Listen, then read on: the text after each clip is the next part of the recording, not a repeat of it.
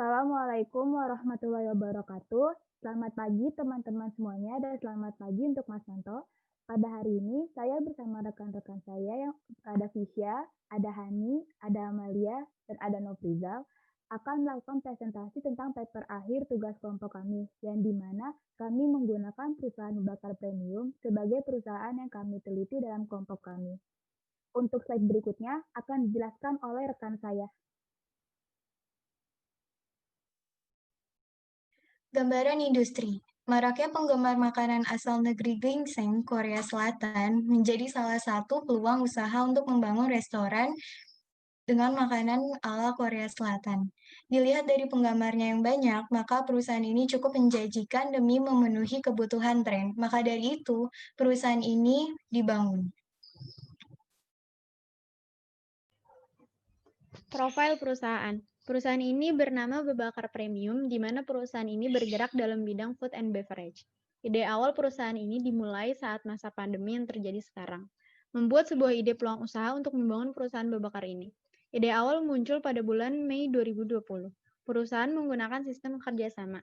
Setelah perjanjian terbentuk, maka perusahaan Bebakar Premium Cabang Depok ini akhirnya resmi dibuka pada tanggal 16 Agustus 2020. Latar belakang berdirinya perusahaan ini juga karena penggemar Korea Selatan yang saat ini meningkat, terutama dari kalangan generasi milenial.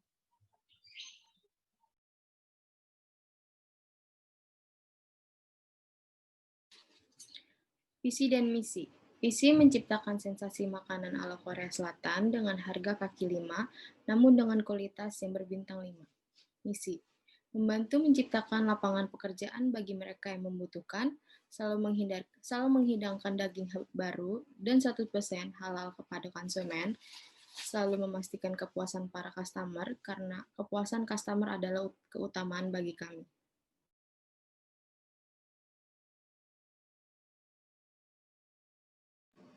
Profil narasumber. Nama, Jody Windrawan Putra. Tempat tanggal lahir, Jakarta 7 Juli 1994. Jabatan, Bos Bebakar. Alamat, Taman Muria Ilir, Blok H7, nomor 9. Nomor telepon 0811 1769 711. Instansi, Karawaci.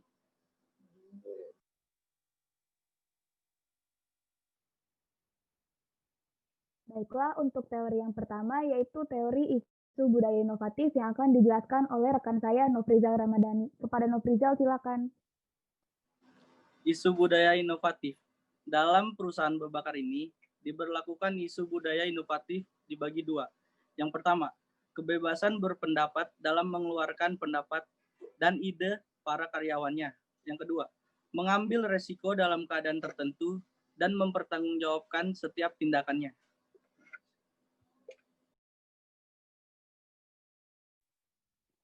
Materi berikutnya adalah manajemen dalam lingkungan global. Di sini kalau kita lihat perusahaan bakar premium ini menggunakan franchise dalam tahap lokal agar bisa unggul dalam persaingan. Perusahaan bakar premium ini juga menggunakan bahan-bahan lokal. Dan maka dari itu juga perusahaan ini termasuk ke dalam kategori local sourcing. Jadi, sebelum cabang perusahaan bakar premium ini dibuka, pada awalnya pemilik perusahaan itu membuat suatu perjanjian dengan CEO perusahaan berbakar yang berada di pusat. Perjanjian itu berupa pemberian izin kepada CEO untuk menjalankan atau menggunakan barang yang ada di perusahaan pusat tersebut untuk digunakan di perusahaan cabang ini. Seperti yang tadi dalam PowerPoint, karena bahan-bahan yang digunakan dalam perusahaan berbakar premium ini menggunakan bahan-bahan lokal, maka dari itu perusahaan ini juga termasuk ke dalam kategori local sourcing. Perusahaan ini juga sama sekali tidak menjalankan go global, dikarenakan perusahaan berbakar premium cabang ini masih tergolong baru dan belum ada dana yang mencukupi untuk membuka cabang di luar negeri. Kemudian perusahaan ini juga tidak memakai kebijakan perspektif global karena perusahaan ini tuh masih menargetkan pasar-pasar lokal terlebih dahulu. Dan jika nantinya memang ingin melakukan go global, maka harus dilakukan persetujuan dahulu oleh kantor pusat bebakarnya. Dan karena tidak menjalankan go global juga, maka dari itu tidak ada kendala yang dihadapi seperti tantangan ketenaga kerjaan atau keterbukaan.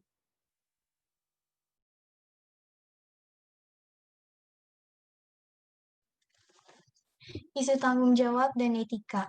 Terdapat dua hal penting dalam tanggung jawab sosial dan etika, yaitu tanggung jawab sosial. Tanggung jawab sosial seperti perusahaan kuliner lainnya, perusahaan ini memisahkan area smoking atau smoking area. Yang kedua, manajemen hijau terdiri dari pendekatan hukum. Pendekatan hukum sesuai dengan yang berlaku di Indonesia bahwa perusahaan harus bertanggung jawab atas limbah yang mereka hasilkan. Dan pendekatan pasar. Sesuai dengan permintaan pasar, menggunakan box untuk makanan yang dibawa pulang atau untuk takeaway sekaligus mengurangi limbah plastik.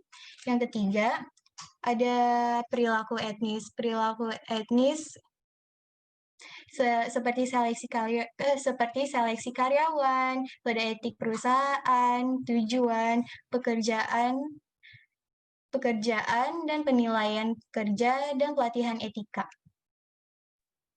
Sebentar, saya ingin menambahkan juga, seperti hal-hal perusahaan lain, perusahaan berbakat premium ini kan juga memiliki isu tanggung jawab sosial dan etikanya tersendiri.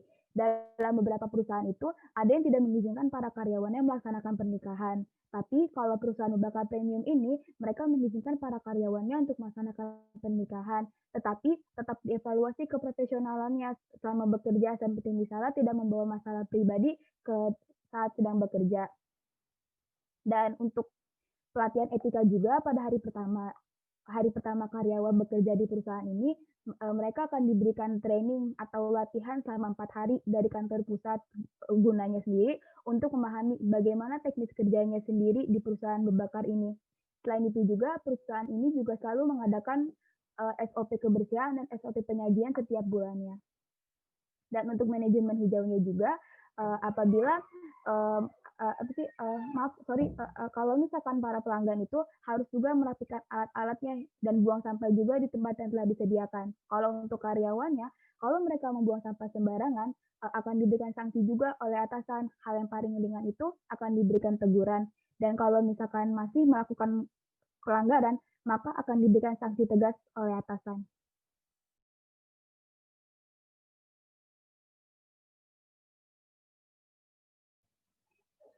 Teknik pengambilan keputusan dan pengaruh tahapan organisasi. Ada 3 teknik, yaitu pengambilan keputusan melalui intuisi, mengambil keputusan rasionalitas, dan gaya keputusan linear. Dalam kasus perusahaan berbakar ini, pengambilan keputusan untuk suatu masalah tergantung dengan bagaimana kondisi yang berada di lapangan. Dalam satu situasi, ada yang pengambilan keputusannya melalui intuisi, dan jika masalah yang dihadapi cukup rumit, maka perusahaan akan mengandalkan data-data statistik yang disebut juga dengan gaya keputusan linear. Sebentar, saya ingin menambahkan juga untuk teknik pengambilan keputusan ini. Kalau dalam perusahaan berbakar ini, kalau keputusannya tidak memiliki resiko yang begitu tinggi, maka para karyawan itu diperbolehkan untuk mengambil keputusan sesuai intuisi. Sebagai contohnya, apabila sedang di lapangan, customer memesan makanan dan ingin menyalakan kompor, namun gasnya bermasalah, maka karyawan yang berada di sana boleh langsung mengambil keputusan tanpa meminta izin dari atasan terlebih dahulu. Seperti contoh yang tadi, para karyawan bisa langsung mengganti gas yang baru atau kompor yang baru tanpa harus menunggu persetujuan dari atasan.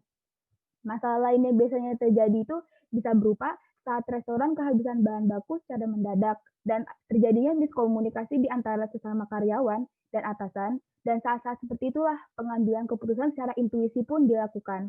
Biasanya atasan langsung membagi tugas kepada para karyawan, seperti ada yang menghandle customer dan ada juga yang langsung pergi membeli bahan baku di sekitar toko.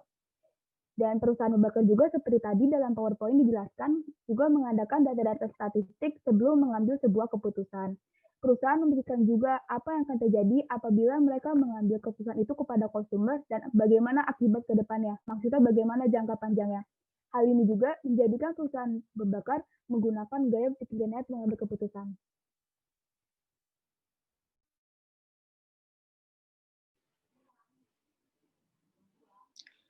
Kesimpulan dan saran dari saya, perusahaan ini memberlakukan isu budaya inovasi seperti kebebasan, kepercayaan, dan keterbukaan, pengambilan risiko, keceriaan, dan humor, dan penyelesaian konflik. Karyawan yang berani mengambil keputusan saat situasi tertentu, tidak ada atasan saat itu, dan keputusan yang diambil benar maka ia akan diberikan penghargaan seperti diberikan bonus atau mendapatkan cuti untuk libur.